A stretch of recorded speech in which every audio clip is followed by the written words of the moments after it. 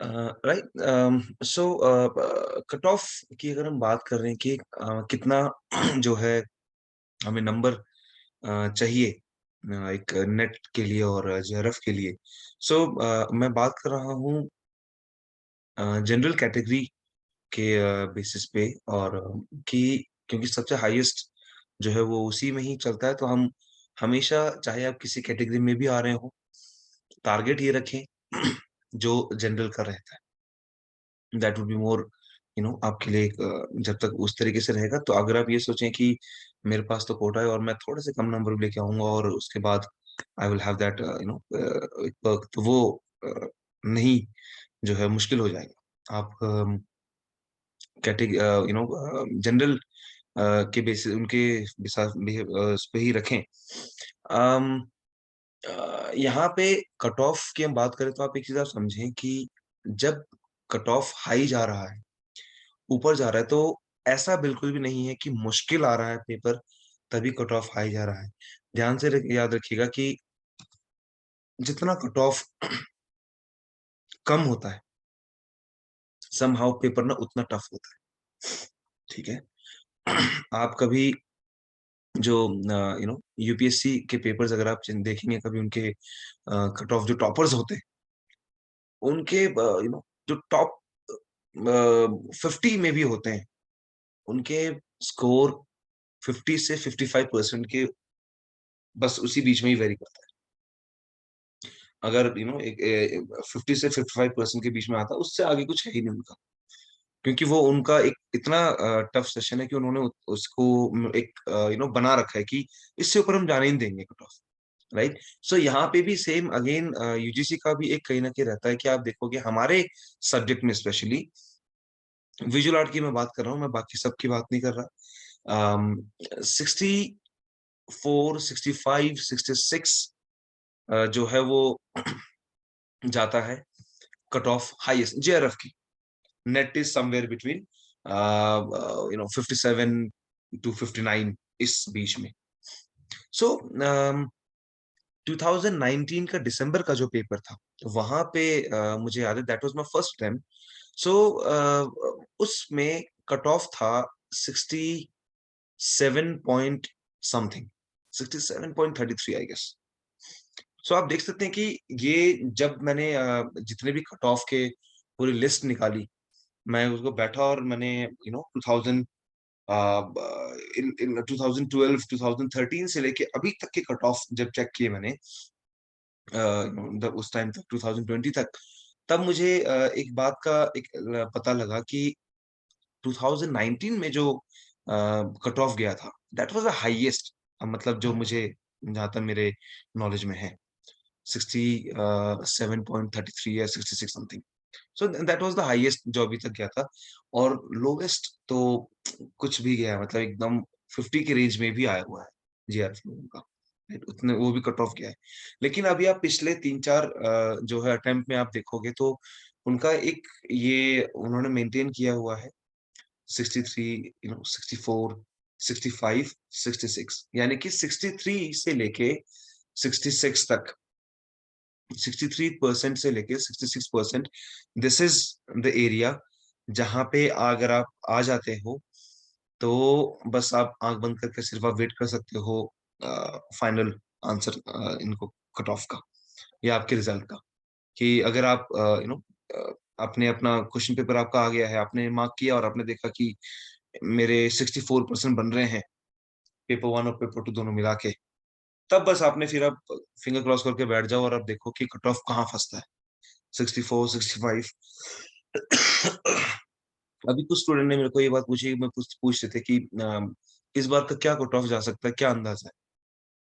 सो ऐसे कि अंदाजा तो तभी लग सकता है जब क्वेश्चन पेपर देखा जाएगा, क्योंकि जितने भी मेरे स्टूडेंट्स में से बात हुई है, सबको एक एक दो दो क्वेश्चन, तीन जो उनको क्वेश्चन नहीं आया है, जो क्वेश्चन उनको बहुत दिमाग में रह गया, वही याद है, किसी को कोई पूरा ऐसे नहीं है। तो यहाँ पे अभी कहना मुश्किल होगा और एक अंदाजा एटलीस्ट लगाना भी मुश्किल होगा जब तक पेपर नहीं देखता।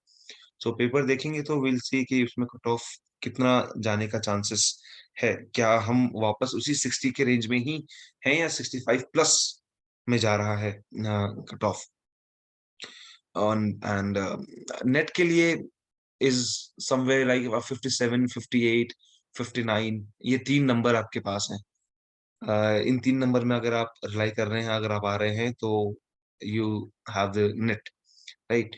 सो ये एक रहता है कट ऑफ में जनरल में। अगर आप दूसरों में भी अगर आप देखोगे, आप गूगल में बड़ा आराम से मिल जाएगा अगर आप कट ऑफ ढूँढना चाहें, हर ईयर का आपको वो जो लिस्ट आती है। आई हैव आल्सो समवेयर, मेरे पास ये लैपटॉप में है। कभी अगर मिलता है, I will share in WhatsApp group की कट ऑफ की लिस्ट सारी। सो कट ऑफ का जो है एक क्वेश्चन इस तरीके से रहता है। तो आप जब प्रिपेयर करेंगे तो आपने ये टारगेट लेके चलना है हमेशा कि क्या पेपर 2 में मैं 70 क्रॉस कर रहा हूँ। जब आप प्रिपेयर करने लग जाते हो, जब आपका सिलेबस खत्म हो जाए, तब आप ध्यान में रखिएगा कि एग्जाम से 15 दिन पहले आपके पास सिर्फ और सिर्फ क्या होना चाहिए, प्रैक्टिस लगानी है अपने पेपर्स की। मॉक पेपर्स अगर आपको नहीं मिलता है, अगर आपने बहुत सारे ऐसे वेबसाइट्स हैं जो मॉक पेपर्स सेल करते हैं, लेकिन वो भी क्या करते हैं, वो मॉक पेपर सारे प्रीवियस ईयर क्वेश्चन पेपर्स में से ही उठा के और वो लगा देते हैं। सो इससे बेटर मैं आपको बोलूंगा कि आप क्वेश्चन पेपर्स को उठाओ, जितने भी हो, है ना? 2000 नेट पे सब अवेलेबल है। लाइक मैंने एक शायद ग्रुप में शेयर भी किया है प्रीवियस ईयर क्वेश्चन पेपर का लिंक गूगल ड्राइव का, जिसमें 2003 2004 से लेके अभी तक के पेपर्स मैंने कलेक्ट करके रखे हैं, जिसमें से 2011 आई गेस या 12 से 2012 से लेके 2021 तक के विद आंसर की है।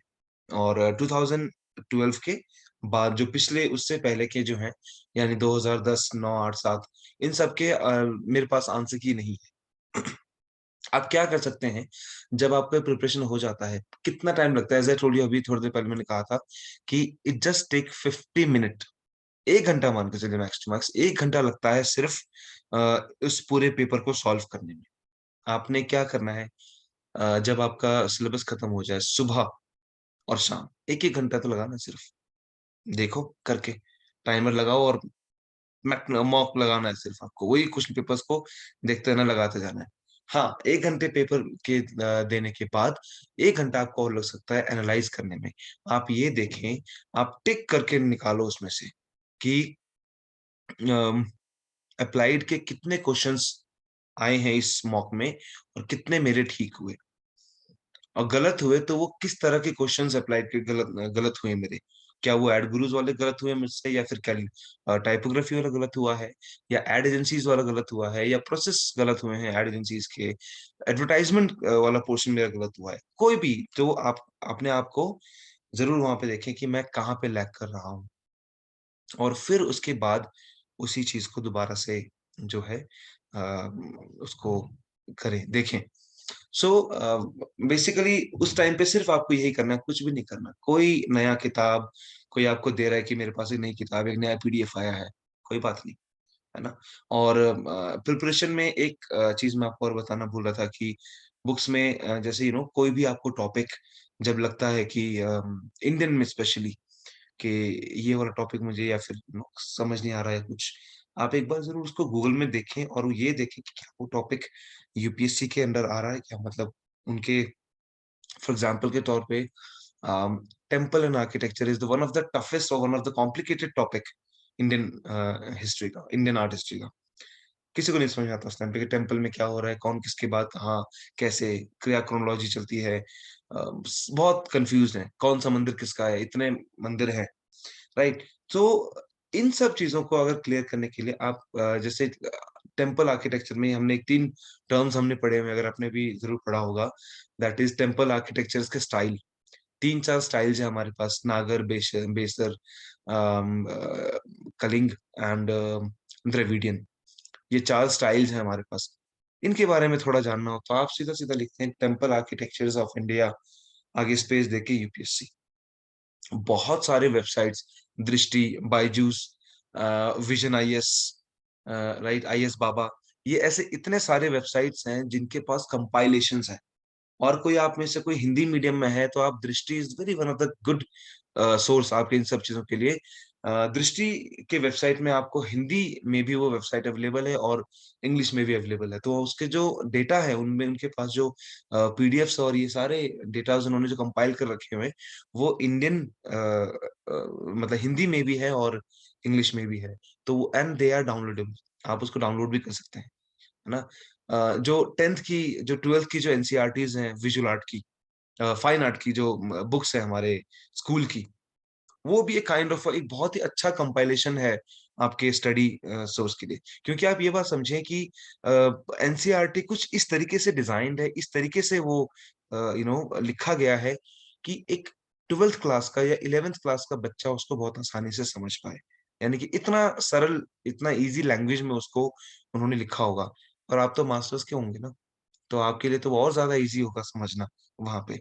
तो एक आपको जो फाइन आर्ट के एनसीईआरटी की जो फाइन आर्ट्स हैं 10th और आई गेस 11th-12th की, आप उसको भी एक अपने प्रिपरेशन का एक सोर्स आप जो उसको भी रख सकते हो। एनसीईआरटी की वेबसाइट्स में उनके पीडीएफ्स अवेलेबल है 24 आवर, कभी भी डाउनलोड मार के आप रख उनको। इंग्लिश में भी, हिंदी में भी, दोनों में है। आप उनको देखो, है ना? और ये जो मैंने आपको बताया वेबसाइट वाला, ये जितने भी यूपीएससी की जो वेबसाइट्स हैं, उनके प्रेप के जो वेबसाइट्स हैं इनके, ये लोग कंपाइलेशंस रखते हैं, इतने इस इन कॉम्प्लिकेटेड सब्जेक्ट्स के ऊपर। तो इसको भी ज़रूर आप जो है देख सकते हैं, है ना? जैसे बंगाल स्कूल की अगर मैं बात करूँ, तो आपको पता होना चाहिए कि बंगाल स्कूल क्या है? आपने सीधा लिख दो बंगाल स्कूल ऑफ आर्ट या बंगाल स्कूल यूपीएससी, बस। आगे सिर्फ आपने यूपीएससी लिखना है और आपको पूरा कंपाइलेशन मिल जाएगा। एकदम एकदम हैंडमेड जिसको बोलते हैं ना, बना-बनाया मिल जाएगा आपको बिल्कुल ही, और एकदम शॉर्ट एंड क्रिस्प। कोई किताब नहीं है, कोई वो नहीं है, सिर्फ 3 पेज का, 2 पेज का पीडीएफ मिल जाएगा आपको, किसी भी टॉपिक्स में। हाँ, हालाँकि एकदम स्पेसिफिकली आर्ट हिस्ट्री वाले टॉपिक में नहीं मिलता, क्योंकि अगर आप यूपीएससी का सिलेबस भी देखोगे तो उसमें हमारे विजुअल आर्ट का पोर्शन बहुत कम है। आर्ट एंड कल्चर में थोड़ा-सा एक रोल है सिर्फ, लेकिन वो है। तो वो एक एरिया जो है हो सकता है। There is a book called art and culture of Nitin Singhania करके एक ऑथर एक है, he is one of the IAS officer 2014 या 13 के बैच के आई गेस। तो उन्होंने एक बुक लिखी हुई है आर्ट एंड कल्चर के नितिन सिंघानिया। आप लिखेंगे सिर्फ तो मिल जाएगा, एंड मैंने व्हाट्सएप ग्रुप में पीडीएफ भी जो है उसका बुक का डाला हुआ है, राइट। एंड सो इनको भी आप जरूर देखें, है ना। तो वो ये सब आपके प्रिपरेशन में बहुत जो है वो हेल्पफुल रहेगा, राइट। एंड नाउ अगर आप में से कोई ऐसे हैं, प्लीज, दिस इज ये इतना सा एरिया था जितना मुझे लगा कि इससे ज्यादा ये टॉपिक्स मेरे दिमाग में आए कि मैं इनके बारे में बात कर सकता हूँ। एंड आपके पास अगर कोई और है, कोई क्वेरी है जो इसके बारे में, मुझे इसके बारे में पता करना था कि ये क्या था, या फिर कुछ भी रिगार्डिंग दिस एग्जाम और prep, please, you are welcome, anyone.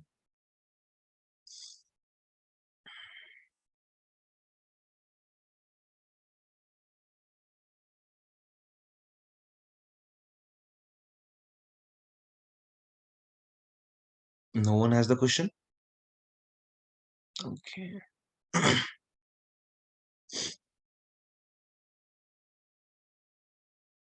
घबराना नहीं है। सो ये कई बार ऐसा भी होता है कि हम कि कुछ ऐसा तो नहीं पूछ लेंगे हम जो लगेगा कि ओहो, ये तो इतना भी नहीं पता इसको। सो वो प्लीज, बिल्कुल ऐसा नहीं है। किसी भी तरीके से आपका कोई क्वेश्चन हो दिमाग में प्रिपरेशन को ही लेके, या फिर आप में से कोई एकदम होंगे जो हैं, तो फिर उसके लिए आप please, could you tell me something more about paper 1? Paper paper 1 के लिए जो है मैं एक बीच में आई विल व्हेनेवर मैं एक वीकेंड्स में, नॉट अभी फिलहाल इस वीकेंड में तो नहीं, बट विद इन दिस 10-12 दिन के अंदर या 2 हफ्ते में आई विल स्टार्ट दिस, ये क्या बोलते हैं, एक वीकेंड्स में रखूंगा कोई बैच, है ना। एक एक सेशन रखेंगे अगेन ऐसे ही, और मैं आपको व्हाट्सएप ग्रुप में ही अपडेट दूंगा। So there is one of my friend, जिसका बहुत, he is from English literature, his name is Nalin Sharma. And मैंने मेरे जो इससे पहले जो बैच था तो उसमें भी he was there for this session, एक 1.5 घंटे के सेशन में, when he was discussing about this paper one, और क्या क्या होता है क्या नहीं होता। सो एक सेशन हम वहाँ पे जरूर एक ऐसा रखेंगे जिसमें आपको पेपर वन के बारे में हम जो है बात करेंगे। एंड बट यस, एक शॉर्ट में अगर मैं आपको बताऊं तो पेपर वन इज समथिंग जहाँ पे आप ये देखेंगे कि अगर आपने जो केवीएस मदान की जो बुक की अगर आपने देखा होगा, लिया होगा आपने वो, अगर किसने नहीं लिया है, अगर एकदम इनिशियल स्टेज पे है, तो केवीएस मदान की वो हर साल एडिशन चेंज होते रहते हैं। इस बार जो आया होगा आप वो देख लें और उसको डाउनलोड करके रख लें। एंड सो तो वहाँ जो है उसको ले लें उस किताब को। और पेपर वन में बेसिकली क्या होता है कि पेपर वन में वी हैव दिस 10 टॉपिक्स, है ना, 10 टॉपिक है, जिसमें आपको जनरल में बहुत बहुत ही इजी होता है। ऐसा नहीं होता कि आपको जितना करंट अफेयर्स और ऐसा नहीं, बिल्कुल नहीं है ऐसा। यहाँ पे 10 टॉपिक्स होते हैं: teaching aptitude, research aptitude, ICT that is related to computer technology, and फिर एनवायरनमेंट के ऊपर पूरा एक टॉपिक आता है। वी हैव दिस डीआई का सेक्शन जहाँ पे मैथ्स का पूरा एक चार्ट और उसका पूरा वैसे करके 5 क्वेश्चंस होते हैं उसमें। एंड उसके बाद we have this logical reasoning, right, and reading comprehension. So ये कुछ ऐसे 10 टॉपिक्स होते हैं जिसमें से सबसे ज्यादा इंपॉर्टेंट है आपका रिसर्च और टीचिंग एप्टीट्यूड। क्योंकि आप पेपर वन में जब आप देखोगे तो सब टॉपिक जो है वो 5-5 क्वेश्चन, ऐसा बोला जाता है कि वो 5-5 क्वेश्चंस देते हैं सिर्फ, है ना, तो 10 topic that is 50 questions. But ऐसा नहीं होता है एक्चुअली। क्या होता है कि वो जब भी करते हैं तो वो क्या कर देंगे, क्वेश्चंस कभी कभार ऐसा होगा लाइक,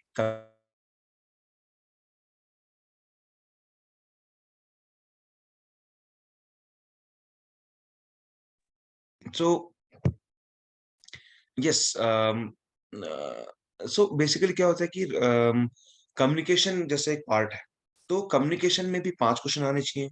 वो क्या करेंगे, कम्युनिकेशन से 4 दे दिया, तो एक क्वेश्चन का एक उनके पास रहता है, तो वो एक क्वेश्चन ऐड हो जाता है रिसर्च या फिर टीचिंग में। सो बेसिकली ये दोनों ही टॉपिक बहुत इंपॉर्टेंट है, टीचिंग और रिसर्च में। सो इसमें 10 की जगह पे कभी 12, कभी 13, 14 क्वेश्चन तक आ जाते हैं, ऐसा रहता है। और अगर आप ये पूछें कि इनके अंदर क्या होता है, इन इन सब के अंदर, तो जो टीचिंग एप्टीट्यूड है, टीचिंग एप्टीट्यूड इज बेसिकली जहाँ पे एज अ टीचर, क्योंकि आप ये पेपर जो है नेट का, this is for two purpose.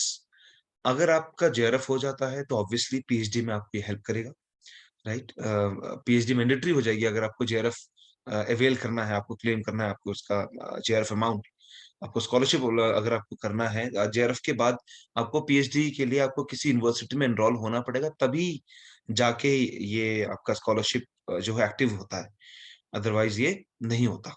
और 3 साल की वैलिडिटी होती है आपके पास जेआरएफ की। जेआरएफ के बाद 3 साल तक अगर आपका कहीं पे एडमिशन आप नहीं लेते हो किसी यूनिवर्सिटी में, तो ये आपका स्कॉलरशिप कोलैप हो जाता है और फिर आपको दोबारा से चौथे साल जेआरएफ के लिए पेपर देना पड़ेगा। सो सो टीचिंग एप्टीट्यूड में बेसिकली होता ये है कि एज अ टीचर आप यू नो कि एक एक टीचर के लिए आपको क्या होना चाहिए, जैसे मैं बताया कि 2 पर्पस होते हैं, एक पीएचडी के लिए, दूसरा है आपके टीचिंग जॉब के लिए। सो टीचिंग एप्टीट्यूड यहाँ पे आपको पता होना चाहिए कि एक एज अ टीचर आप क्या, आपका क्या रोल है, और इसके ऊपर ये इसके बेसिस पे है आपका टीचिंग एप्टीट्यूड। दूसरा चीज क्या है रिसर्च में, बेसिकली कि आपको ये पीएचडी के टाइम पे आपको रिसर्च आपको लिखना है ना, तो रिसर्च के लिए क्या चीजें जरूरी हैं, कितने तरह के रिसर्च होते हैं, रिसर्च के क्या क्या जार्गोन्स होते हैं, राइट। जार्गोन्स इज, अगर आपको ना पता हो जार्गोन, जार्गोन इज समथिंग जहाँ पे आप कोई किसी स्पेसिफिक एरिया का किसी चीज का जो टर्मिनोलॉजीज है किसी स्पेसिफिक फील्ड की, है ना? तो आपको रिसर्च के कई सारे ऐसे कितने तरह के रिसर्च हैं, किस चीज़ को क्या बोला जाता है, राइट? सो ये इस तरीके की चीज़ें, ये सब आपको रिसर्च में आपको होनी चाहिए। पता होना चाहिए कि कितने तरह के रिसर्च होते हैं, रिसर्च का प्रोसेस क्या होता है, इसमें क्या-क्या चीज़ें होती हैं, क्या होता है, क्या नहीं होता। ये सारा रिसर्च का पोर्शन है। आपका डीआई में आपको वही मैथ्स का एक दे देंगे, मैथ्स का पोर्शन है बेसिकली मैथमेटिक्स में डीआई, और मैथ्स के 5 क्वेश्चंस और आते हैं। बहुत सिंपल से होते हैं वैसे तो, अगर कोई मैथ्स को बहुत एक एवरेज भी जानता है तो दैट इज़ वही time, speed, velocity, percentage, interest, इन सब के ऊपर क्वेश्चंस आते हैं। ये जो बेसिक बेसिक से हमारे मैथ्स हैं। रीडिंग कॉम्प्रिहेंशन इज़ समथिंग जहाँ पे आपको अपने स्कूल में भी हम करते रहे। पैराग्राफ दिया, उसमें से 5 क्वेश्चन दे दिया और देख-देख के आपको आंसर करना है।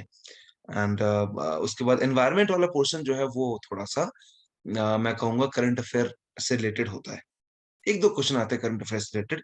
कैसे? फॉर एग्जांपल एनवायरनमेंट के ऊपर अगर आप देखो कि बोला जाएगा कि अभी कौन-सा जो है अर्थ समिट अभी सबमिट हुआ है, पिछले कुछ इसमें अ, अभी जो कुछ साइन हुए, ट्रीटी अगर साइन हुए हैं, तो वो ट्रीटी का क्या टारगेट है ना? क्या टारगेट है 2026 तक?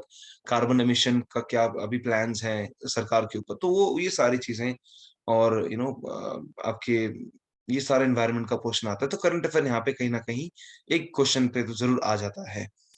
तो जैसे विंड एनर्जी और इन सब के ऊपर भी क्वेश्चन आ जाते हैं बहुत, तो ये करंट अफेयर्स वाला पोर्शन एक पल के लिए हो जाता है।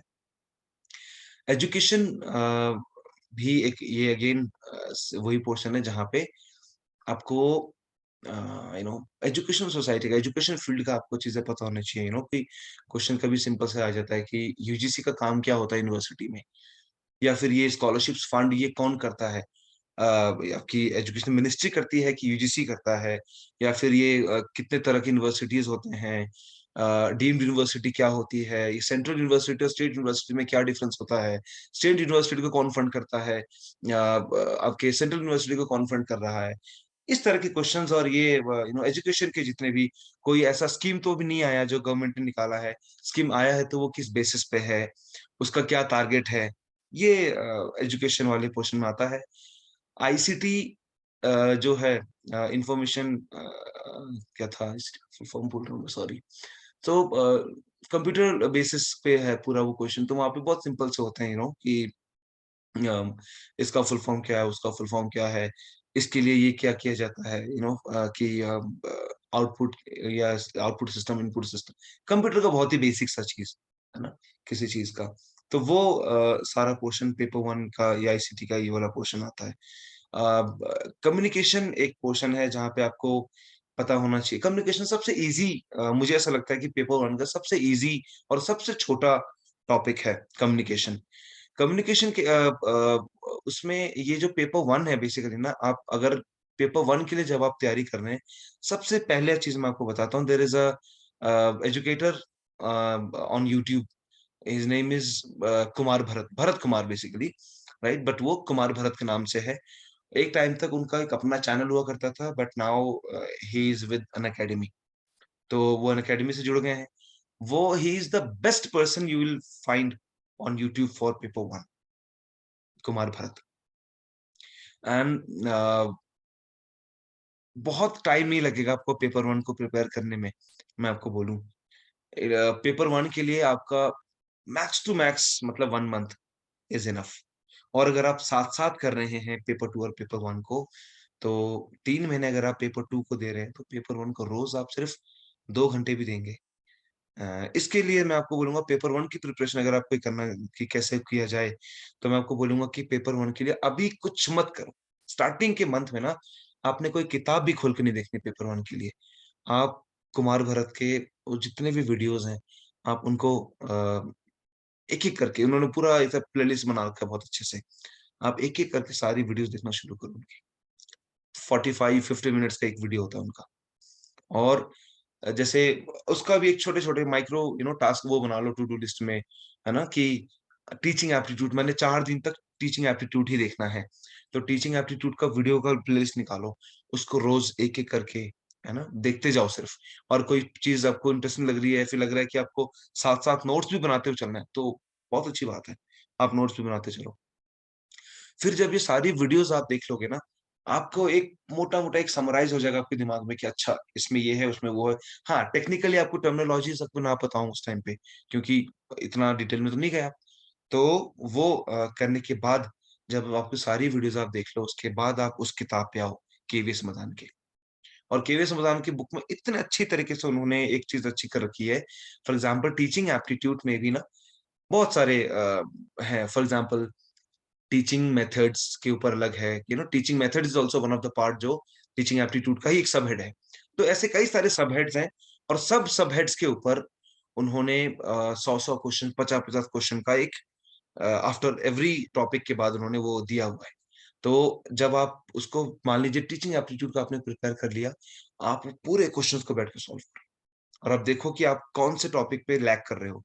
आपको पता लग रहा है कि आपने टीचिंग मेथड्स में आप लैग कर रहे हैं। वो कम कम आ रहा है उसमें।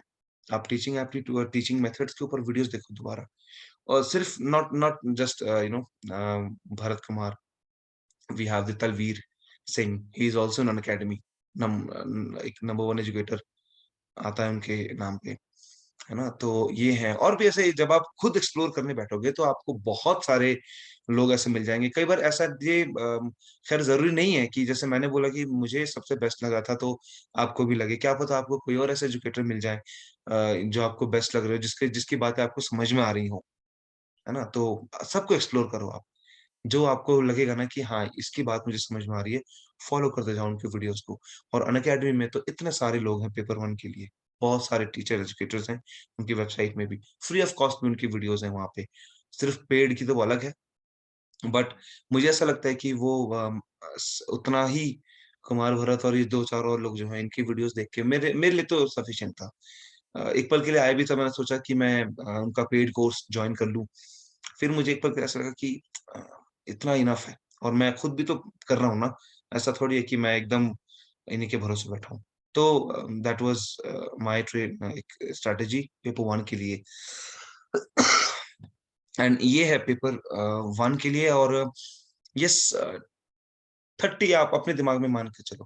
50 क्वेश्चन आते हैं, 30 आप जो है आपको एक लेके चलना है स्कोर कि 30 तो चाहिए ही चाहिए। और अगर पेपर 1 आपका स्ट्रॉन्ग है समहाउ लाइक जो साइंस साइड से हैं, जो साइंस बेस्ड जिनका स्कूलिंग साइंस साइड से हो ना, साइंस स्ट्रीम से है, उनका पेपर 1 ऑटोमेटिक मैंने देखा है कि उनके बहुत अच्छा रहता है। तो वो तो ज़रूर कोशिश करें कि 33, 34, 35 क्रॉस करने की कोशिश करें।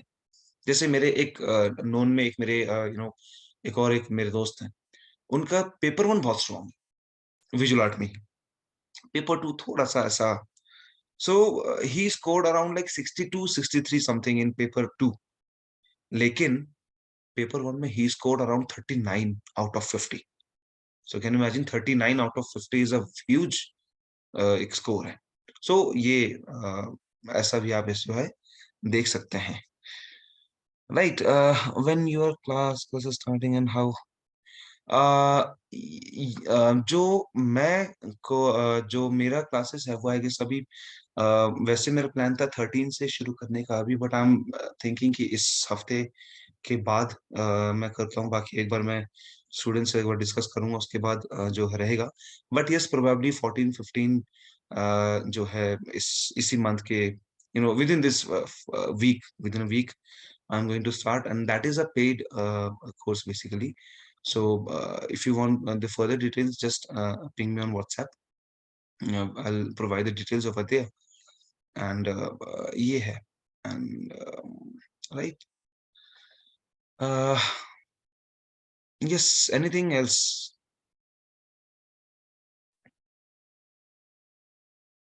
Paper 1, paper 2.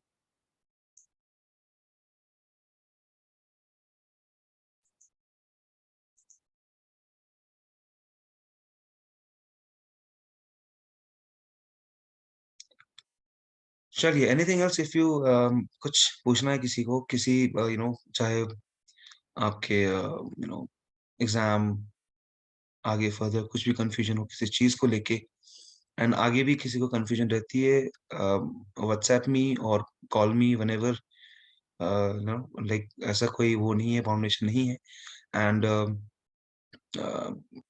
Paid courses that is another thing but we have this group, है ना? तो व्हाट्सएप ग्रुप वो बना ही इसलिए है ताकि बहुत सारी जगहों पे ना आप सब जो सेल्फ स्टडी कर रहे हैं, उनके पास कई जब मैं एक जगह पे आके जब सेल्फ स्टडी पे आ चुका था, तो बहुत सारी चीज़ें ऐसी थी when I was looking for this someone जो मुझे कुछ बता दिया करे या कभी गाइड कर दिया करे सही चीज़ को लेके।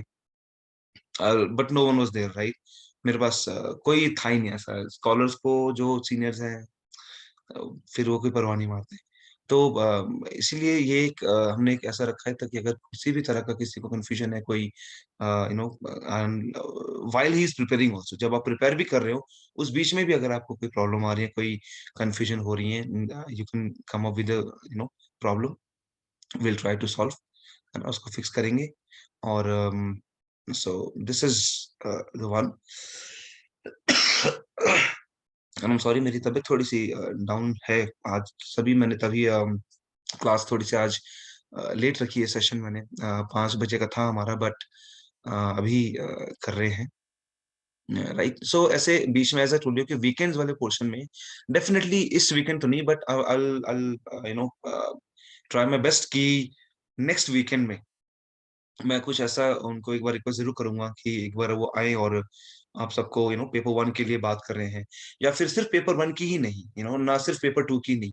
हम बात ये इस बारे में भी आपके कुछ पर्टिकुलर टॉपिक्स को लेके आएँगे, and we will have a discussion over that कि व्हाई नेट एग्ज़ाम आपके लिए क्यों ज़रूरी है? कितना ज़्यादा इसमें है? क्या सेल्फ स्टडी इज़ काफ़ी? कोचिंग कितना बड़ा रोल निभाता है आपके उसमें, और अगर क्या ना करें तो हो सकता है चीज़ें। इन सब चीज़ों के बारे में डिस्कशंस करेंगे आने वाले टाइम पे, और आपके साथ-साथ जब आप पूरे-पूरे हफ्ते में आप जब प्रिपेयर कर रहे हो, तो आपने उस पूरे हफ्ते में क्या कुछ ऐसा अपने अंदर एक आया जो किसी चीज़ को आप परेशान, और सम टाइम क्या होता है, वो लोग समय नहीं बना पा रहे हैं, या फिर वो पूरा सिटिंग नहीं बैठा सकते हैं कई बार। कई बार आलस में आ जा रहे हैं, कई बार मन में होता है कि पढ़ाई करनी है लेकिन हो नहीं रहा है। इन सब के ऊपर हम वी विल डिस्कस वीकेंड्स में, हम ये चीज़ें आई एम ट्राइंग टू एक मेरे दिमाग में है कि मैं कुछ ऐसा हर वीकेंड हम लेके आएँ, और we will have the good conversation इस पूरे प्लेटफ़ॉर्म पे, right? And so I guess this is enough for today. And अगर आपके पास कोई क्वेश्चन है, प्लीज़ आप अगर कभी भी any time, you are welcome. And right, so this is all for today. Thank you very much for being here. And जैसा भी होता है, और please keep starting. Thank you. Good night. मिलते हैं नेक्स्ट कभी और सेशन में। Thank you very much. Bye bye. Good night. Thank you sir.